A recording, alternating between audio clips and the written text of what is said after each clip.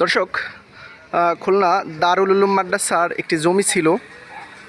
এই জমিতে 7তলা ভবন ওঠানো হচ্ছে। তো আপনারা সকলেই দোয়া করবেন। তো যেহেতু একটা কওমি মাদ্রাসার সম্পদ, এটা তো আমাদের সাধারণ জনগণের টাকাই এটা উঠবে।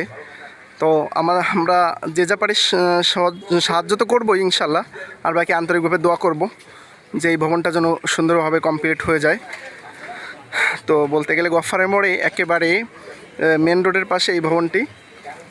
সকলের আন্তরিক দোয়া কামনা করছি যে এই ভবনটা খুব দ্রুত হয়ে যাক, তাহলে এই ভবনটাই যে ভাড়া আসবে 7তলা ভবন, অনেক অনেক জমি এখানে, এই পুরো জমিতেই 7তলা ভবন উঠতেছে। তো এখানে প্রায় 14 না 15 কাঠা জমি আছে।